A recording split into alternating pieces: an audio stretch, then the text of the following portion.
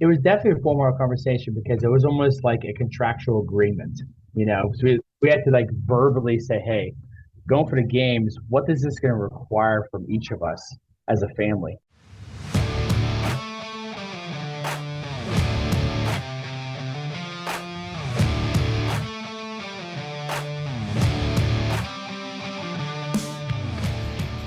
The fitness movement is brought to you by Zor Fitness. We offer coaching and individualized program design, as well as educational content for coaches and athletes. It's all at one place, zorfitness.com. Today I have Charles Pienaar on the show.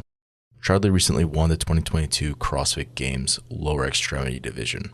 And growing up, he had an equally impressive athletic resume. He was a Division I wrestler for Eastern Michigan. He was a member of the Army National Guard. He was also a gym owner, a health and physical education teacher, and also an incredible husband and father. I start off with the story of how we first met. So I had dropped into your gym when you were in Latrobe and kind of got to at least know of you for a while and kind of follow your stuff on Instagram. And it was pretty cool seeing your fitness journey up to this point and just kind of follow stuff. So I appreciate you sharing it. We're both Pennsylvania boys. You grew up near Pittsburgh. And you wrestled growing up. So Penn Trafford. How far is that from Pittsburgh?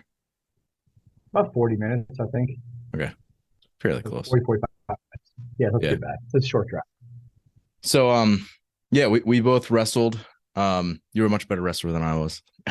It was actually super funny because I saw that you went to Slippery Rock. I went to Messiah University, which is we're always talking about Slippery Rock's HPE program when I was in the major. It was kind of interesting. So how'd you get into that? I don't know. It's I applied for the scholarship. Pretty much I went the RTC route. So I was awarded a 4-year RTC scholarship at Slippery Rock.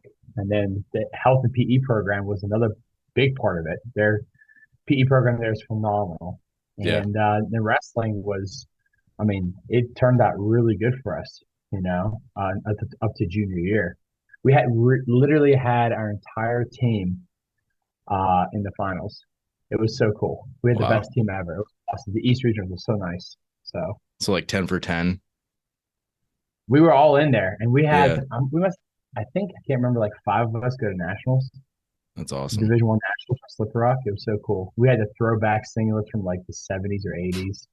Really, really short one. Yeah, I was gonna say they're probably stretched out, the elastic shot. They were pretty good. It was nice.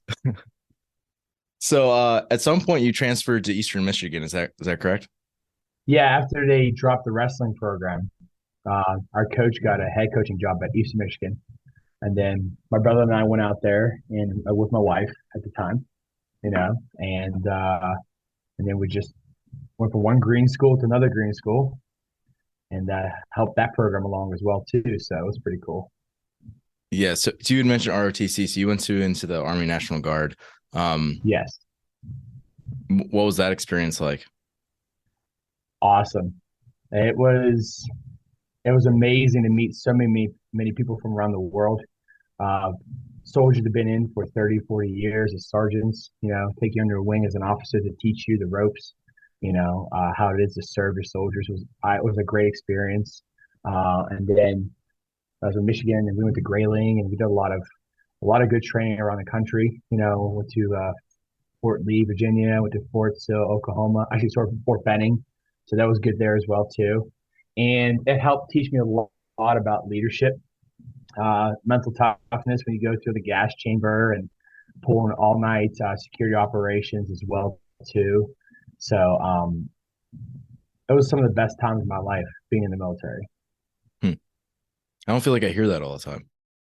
No, it was short-lived, unfortunately. But God took a bad situation and he gave me a new plan, so it was really good. So, are you referring to like 09? Yes, yeah, okay. 09 when my entire life changed. So. You can tell it as long as or as short as you would like, but you want to dive into that story? Let's just say it was the first day at Buck, and I had a faulty weapon. It accidentally discharged into my leg, and it literally obliterated my entire ankle. My talus is gone. My fibula, my tibia, my calcaneus are fractured. I still have some fragments of shrapnel left in my leg. I had to have like 9 or 10 surgeries to rebuild it for limb salvage. The first prognosis for the doctor was amputation from the knee down. And then I had some amazing people speak into me saying, "Hey, Charlie's not as bad as it seems." So it was like a faith check. And then I asked for a second opinion right there on the hospital bed on my way to get my leg amputated. So the other doctor said, "Hey, we can do this." So more surgeries, more fixators, wheelchair, boots, cast later, and more surgeries later on. Where I'm at right now. So I have a fusion. I got T plate. I got 6 screws. My fibula is not attached at the bottom, just my tibia. You know, and then down the road, there's some things that happen too as well. But it's been a an amazing journey. Uh, Trying to continually remind myself that I don't need to be a statistic. I'm an overcomer and I have authority over my body, and then the best is yet to come. So that's the way I live. Did it take you a while to like kind of get to that mindset? Sure, that wasn't like an overnight thing. It was not. I was in a hospital bed for a month straight in the hospital, and they were like, it was overrun that day, and there were like people dying everywhere. So at 25 Jeez. years old, heavily medicated on pain meds, hearing people crying and dying, taking their last breath, I was not in a happy place. And then through that journey being there, I kept my mind busy on God's word and his love for me. And my wife was there with me every single day. I had some family friends that visited me, make sure I was good. Then I went home. I was on a hospital bed for another month. It took about a year to start walking again without a cane. In about 2 years, I got to the point mentally where I was comfortable to wear shorts, where people wouldn't Mm. point and stare at me and like, look at his leg. Because I was 25, 26 years old, wearing riding around in those Walmart golf carts, Yeah. you know? And they're like, what's wrong with that guy? And they look down and they see this giant behemoth of an ankle because I had a lot of parts of my body borrowed and rebuilt my ankle and stuff like that too. So it was an obscene little kids pointing and stuff. And I can understand that. So it took about 2 years for me to be comfortable to show my scars, you know. And then after that, that's when I had to start like, get back into it again. The Morning Chalk Up did a really good write up on you. And one of the points that they mentioned in your story was that, like you were saying, like right before you basically were ready to get it amputated and sort of like be done with it almost, it was like you had like your pastor called you up and like kind of spoke into your life. Yeah. Tell me about that a My little more.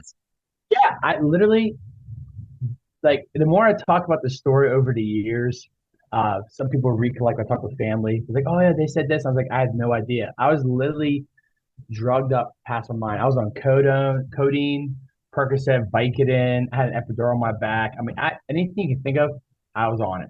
There was so much pain.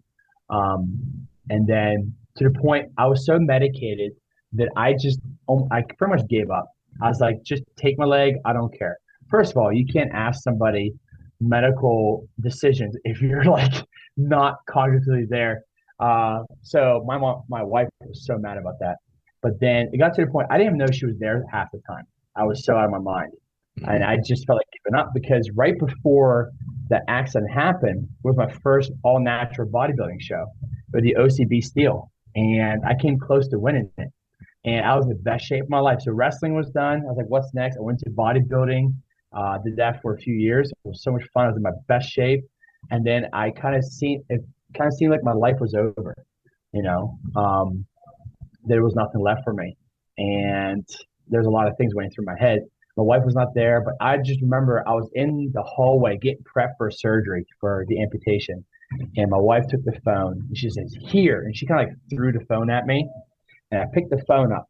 And my pastor at the time, a great man of God, said, which is really important for us to have people like that in our lives. He said, it's not as bad as it seems, Charlie. He spoke right through my mental, like wherever I was, and I heard him.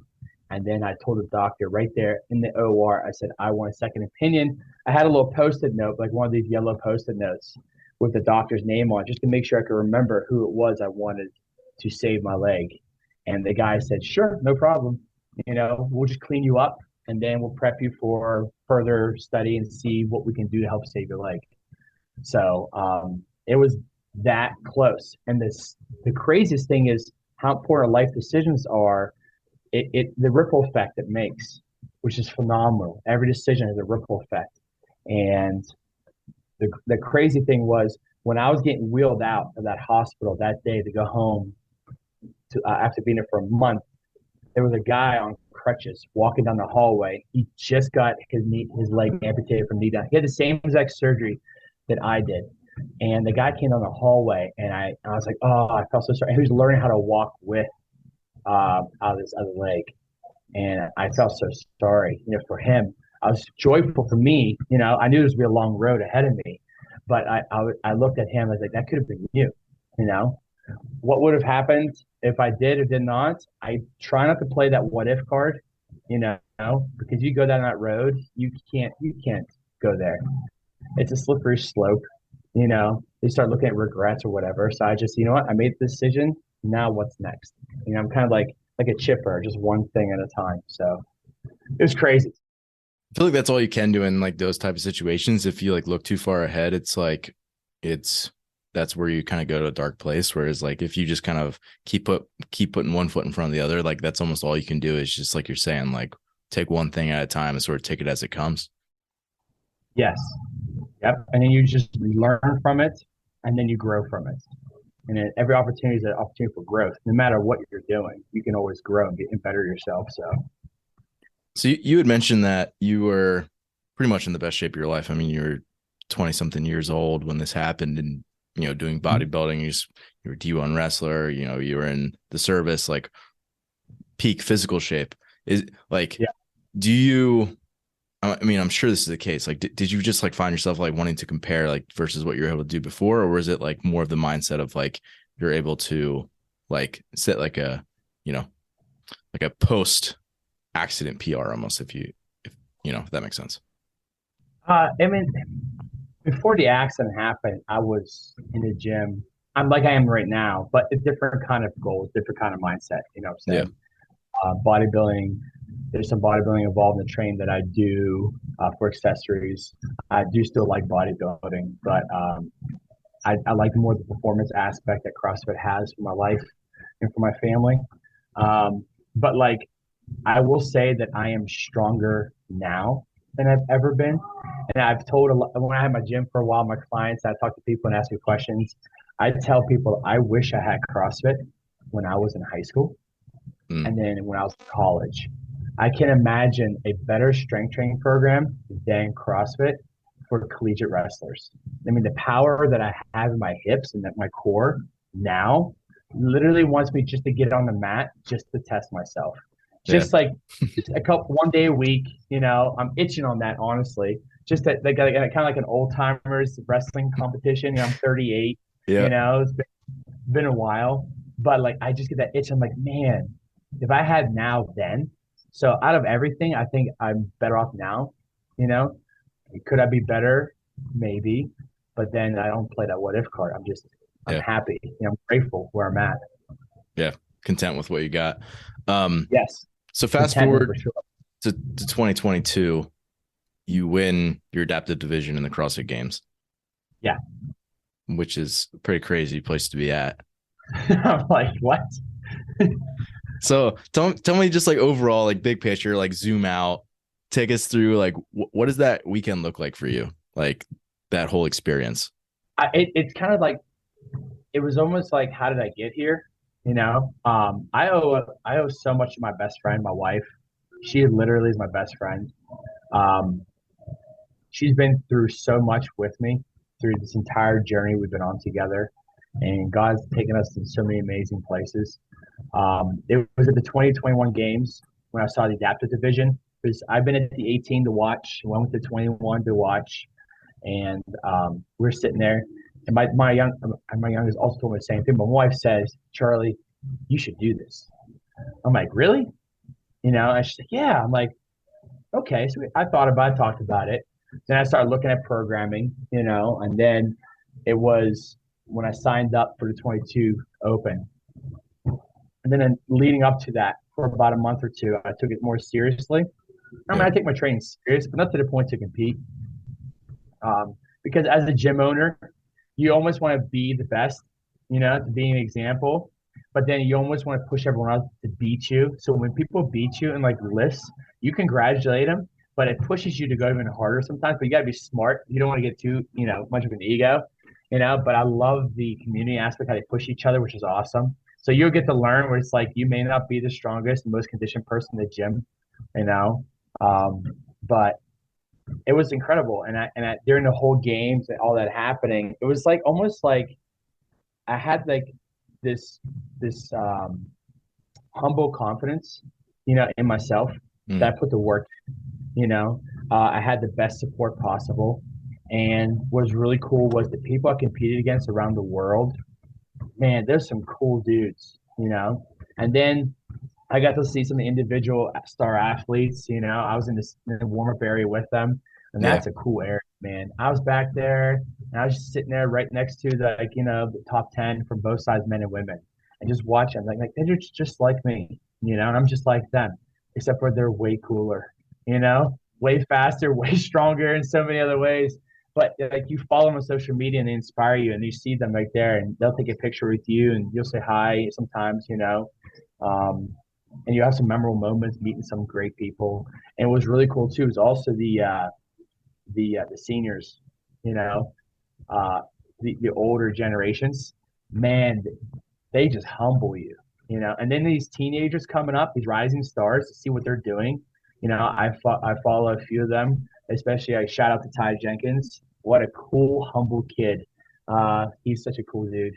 But then towards the end, when I knew I won, it was almost like, I was in the Coliseum and I was like walking by myself, and things kind of like it was like a slow motion. It got kind of got quiet, like in the movies.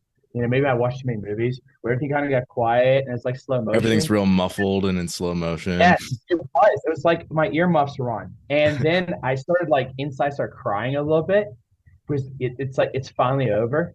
I got the same feeling, and at nationals for wrestling, it was my last match, Mm. and it was such a hard thing because when I finished, I I went off somewhere else and I took my shoes off for the last time. I took all the tape off my fingers for the last time, and you start also missing the pain and the hurts. This is the last time my fingers are hurt this bad, my knees are hurt this bad. Tape my shoes. I was like, this is the last time, and I still have my college wrestling shoes packed away somewhere. But it was like that moment, that epic pivotal moment where you start like your whole life kind of flash before your eyes. That like the whole season, get ready for the games, and you're like, oh my goodness, like all those hours and that self talk and that mental health, emotional health, and the diet, nutrition, the sleep, and the things you said no to, things you said yes to.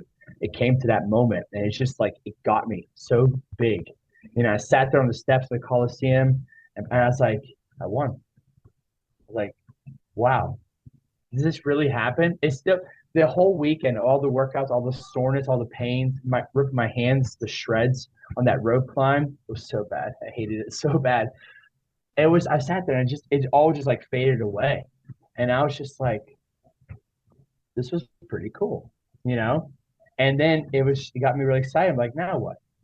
You know what I'm saying? So then I just rested for a while and then, I just went back to more my normal life because I say my wife's my best friend because by her telling me to go up for the games and train for it meant that she had to give up, say, 3 hours times five, like 15 to 18 hours per week of me training in the gym to prepare for it. Hmm. That's a sacrifice. You know what I'm saying? Not Yeah. not also like the food, and the supplements and all that kind of Yeah. stuff too. But like it was the time away from her and my kids, and they believed in me. And I was like, well, I'm not going to waste their time Yeah. by being here, not putting the work in. Yeah. That's a really So good point. Like, I think for a lot of masters athletes in general, they like when I caught Ruth on, he said this, like masters athletes just have like a more developed like why. is what he Yes. said.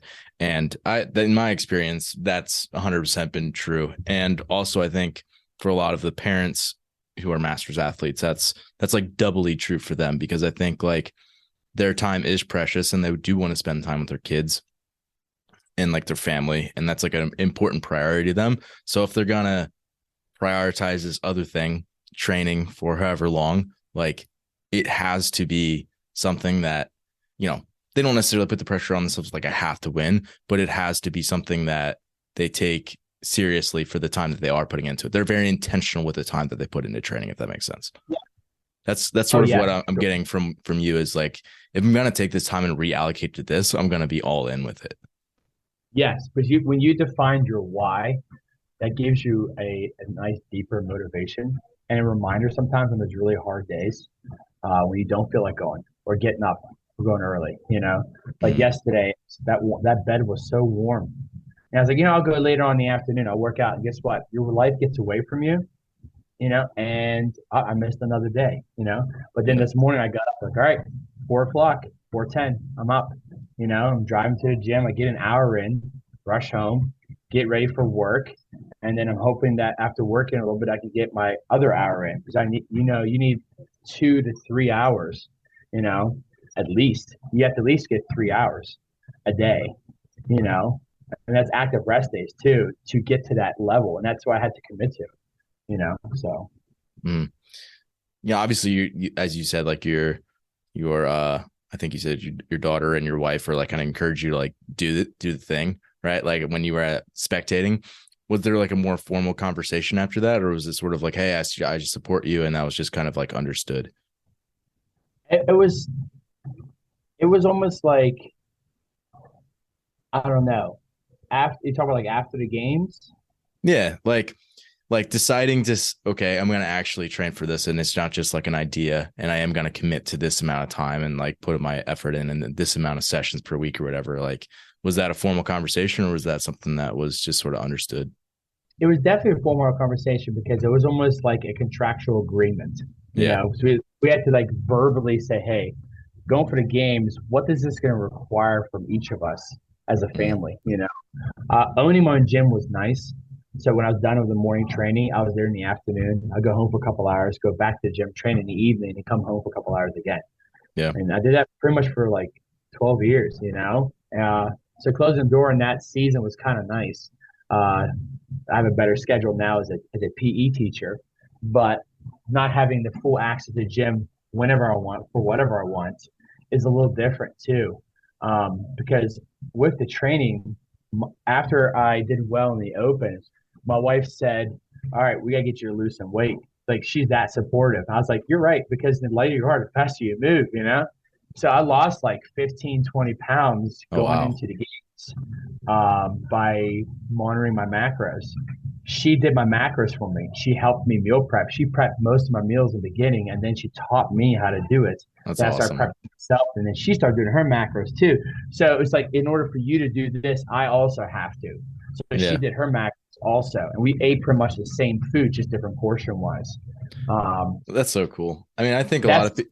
Go joint ahead. effort, sure. You Yeah, know, I mean, I think a lot of people have the experience where like they're working hard and they're putting in their time, but like oftentimes they might have someone like, for example, like a significant other who says like, oh yeah, I support you in this thing, but when it comes to it, it's like that they're like kind of passive aggressive with how they're spending their time, or if they're coming home a little late because they're training extra. And it's like when you have the support system that's like, not only am I just gonna like, tolerate you doing this thing, but I'm also gonna like take active steps to help support you.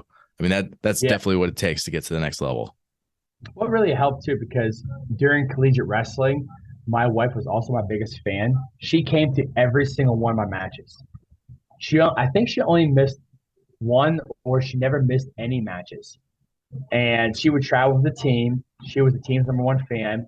She was always with us. So she's always been my number one fan, big supporter of me. So she knew the commitment and my intensity level and how I would compete and how much it means to me to do that. So then the same thing with bodybuilding, she did the same thing. She would help shave my back, tan me up, everything like that. She understood that commitment. And then with CrossFit, she knew, but she was also going to be at the games. and she recorded all the events with my daughter, and she would come and help take time and be there for every single one of my open workouts, scream my head off, So it was like she didn't just say like I support you. She was there with me. So for me to win the games is also for her to win the games too, Mm, because she was my business partner. So that was part of it with the gym. yeah. She was like the bank for our family. I tell her she's my banker. So if I say, "Oh, I need to go buy GHD," or I need to get a new pair of shoes," Yeah. as she understands what it's for, So it's you have to do it together. If you're married and she's in it with you or he's in it with you, you got to do it together from beginning to end. Makes it Mm. worth it. What movements are like the most challenging for you? Oh my goodness. Well, because of the ankle, snatching, running. Um, I can't do pistols, of course, so we had to do all the pistols of the games with one leg. And that was a burn I've never experienced before. Swimming was rough because your right leg's the one that's kicking the whole time. Um, Huh. Box jump overs is rough too because you're always stepping down, stepping, or you're doing step ups. You even think about it like you use your right leg what you use for your left leg. A lot of movements like that Yeah. too. The instability and the balance for like any kind of barbell movement where you're doing like hang snatches or any kind of traveling like overhead lunges or something like that too. You Mm, know, um, I try. It's tough. Slow it down. You can't go as heavy. You can't go as fast because you want to lose your balance. yeah. You know, it's and I'm sure that with the people I compete against, they also have their own challenges as well. Right. Uh, because whether it's a below the knee or above the knee prosthesis, um, I'm sure they have more of a challenge. But like we as athletes, as individuals, we find a way. I think it was Merle Hodge said that. Was that him? Talk about find a way. Mm, It's like take a situation and you look at you look at the glass half full situation. Okay, all right, these are the things I can do. These are the things I can't do. And I've seen so many things that people can do more with less. So I kind of say, okay, Charlie, there's no excuse. Just find a way. It may not look like what you want it to be, but there's something that you can do with it. Just do your best to be happy. And I kind of have to kind of like tell myself to suck it up, buttercup kind of thing. I do that a lot. I'll moan a little bit about certain stuff. And I get mad, but I'm then like, all right, I'm not being thankful. I'm not being grateful. I'm not showing any kind of contentment. So I do like a spiritual check of myself too, which is more important. So hmm. Do you find that in your training because you have to kind of bias your quote unquote like healthy leg more? Like does that like take more abuse? Like do you find it like your knees getting cranky or like your hips like I do. I bother it more? No, you're right. I do because there are some things my body deals with on a daily basis that it's tough. Like if it's cold, my ankle gets really, really tight. Like I Yeah. don't have any move, but it feels even tighter than usual. My left leg is a half shoe size smaller and it's a half inch shorter, you Mm, know. So that my right leg carries a lot. So I try to watch how I stand. I try to stretch out like my right side, my hip a little bit more because it carries so much more. yeah. I have like a tilt that's compensated for leg length, Right. So I make sure I get my chiropractic care. I try to, it takes me longer to warm up. Um, and there's definitely those aches and pains that come with it that I'm trying to be careful with. I take a lot of joint support supplements as well too to help with that, and just being smarter, Yeah. and realize that I don't have to force myself to do something to try to make it happen because of my situation. So I'm like, okay, let's just back off a little bit and not be so hard on yourself. Realize what you're working with, and then be smart about it. So. Hmm. So squatting and bounding is the stuff that seems like the biggest challenge. I mean, you have a monster squat. What are your squat numbers? Well, All your I'm trying to get powerlifting my is really good. yeah. It was not too bad. Like my numbers, I haven't hit my lifetimes in like a year or two. Every time I get closer and closer, my joints hurt like more and more. So Yeah, you're yeah, just lifting heavier weights. yeah, and when I do that, then like my conditioning goes. So it's like that Yeah. finding that balance of strength and conditioning. Yeah. So I'm really working hard to get my numbers back up, to where I want them to be. I've always wanted to squat 500. There's a friend of mine, and I think he's in California. He just squatted 500 last week. I was so happy for him, and I was like, oh man, that'd be great. So where's your back squat at? Give us some numbers. I'm giving you permission to brag. Oh, good. My number right now for back is 405. I just did that last week. Okay. My lifetime was 475. Yeah. So, but I was also 20 pounds heavier. So I like to think, Yeah. okay, I before I was competing, I was doing more strength, not as much cardio. So I Right. had a little bit of belly. I was like sitting at 215, 220, maybe 225 on a good day, but now I'm like just under 200. So I'm trying to stay healthy there. Yep. But then trying to get my numbers back up at the same time, I think it's a pretty good feat. So yeah, I mean, I'm happy with being over 400 for the back squat, but I enjoy front squat so much more. Because Mhm. my front squat is 365 Yeah. almost, and my lifetime is 385. So it's like really close to my back squats. So Yeah. because I find more balance there, and it was where the weight's at. So Yeah. How much can your injured leg kind of help with the squat? not much. Yeah. I'm on my toes. So when I'm squatting, it's like a 3-point stance.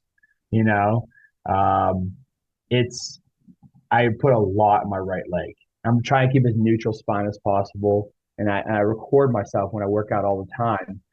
For motivation for others, but also because I'm the only coach that's coaching myself, so I kind of like watch myself a lot. Yeah. So I did some overhead squats yesterday, um, some snatch presses, and some snatch balances, and just to see where my chest was, where my spine was. I get a little shaky. I start leaning forward a little bit and try to keep my knees out a little bit more, put my chest up higher. So I know that over time, with more and more repetition, I can be better, almost with like a one leg snatch in a sense, on the toe and on flat with the other foot. Yeah. But it's finding that sweet spot and then doing it repeatedly, Yeah. So Yeah. I mean, it's got to be tough because there's not like all the instructional videos in the world are geared to people who have two legs. So it's like, yeah, do you have any resources or like places that you go to, or is it just like trying to figure it out on your own? it's just kind of on your own. Yeah.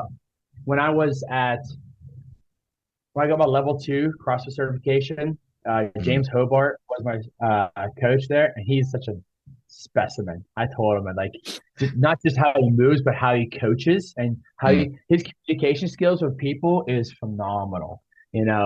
But like he actually said, "Hey, if you do it like this, because your ankle and your foot place like this, it might be a little better for you." So he gave me some tidbits there. Yeah. But that's just like that one weekend.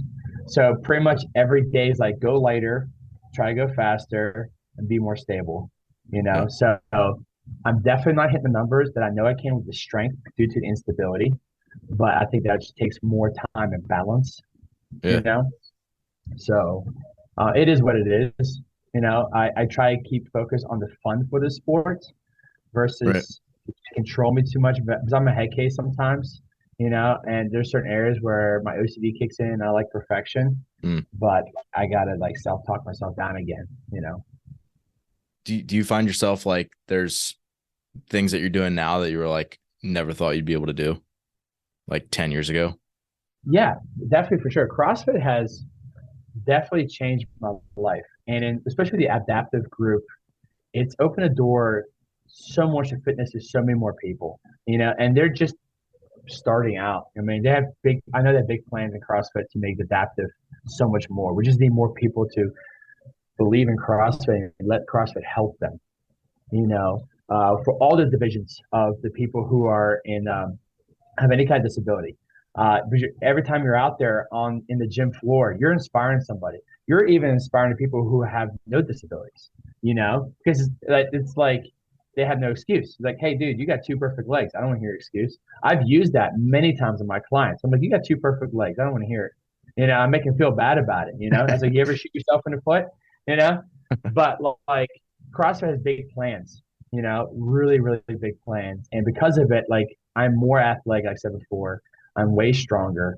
I mean, I'm like handstand walking was nothing for me before. And now I love handstand walking. I mean, muscle ups in the bar, how much weight I lift, stuff like that too. It's just like things I didn't think of doing, I can do now, working on stuff with the parallettes a little bit here and there, trying to get that a little better, I always try and work on those rings a little bit more and the leg those road climbs as much as possible.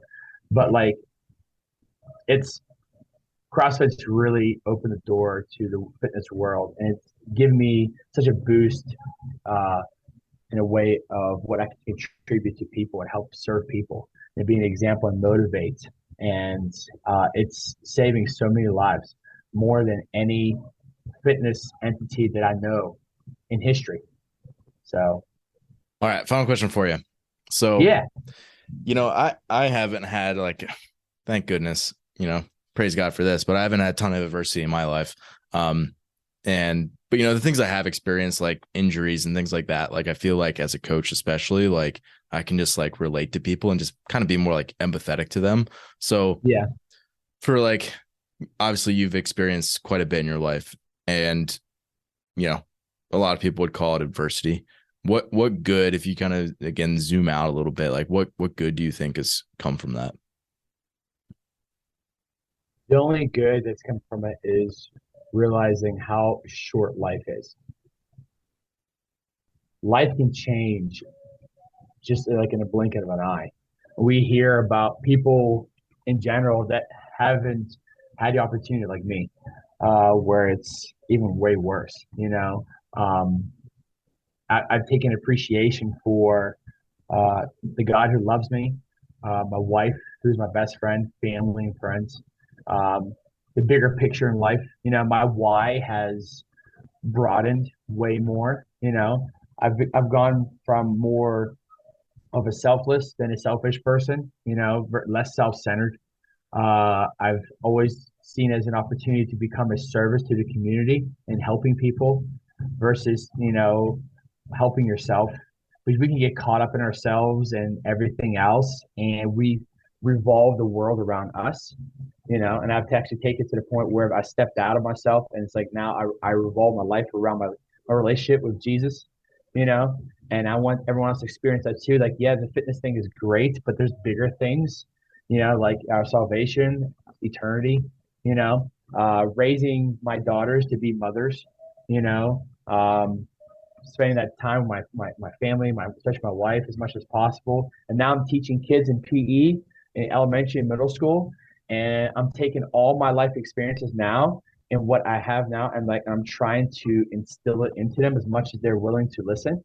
And I'm hoping that one thing sticks. I can plant one seed that someone else can water, and then at some point down their life, they can look back. You know what I'm saying? To be that positive change. What I didn't have, I can be that for them as a teacher, as a counselor, as a friend, just in general. So more of a servant mind, living to serve than to be served. That's one of my biggest things. That's awesome, man. Well, Charlie, thanks for doing this today, man. Appreciate it. Yeah, bro. Congratulations. I can't wait to see your training. I love watching your training too. Hey, we'll stay in touch. Yes, we will. Thanks for listening today. If you're someone who just found the show, I would encourage you to subscribe so you can stay up to date. If you're someone who's been listening for a while and enjoying what you're hearing, I would encourage you to leave a rating or review for the show. It would definitely help us out. And lastly, if you're someone who does take your fitness seriously and cares about your performance deeply, I would encourage you to look into hiring one of our coaches. Until next time, stay the course.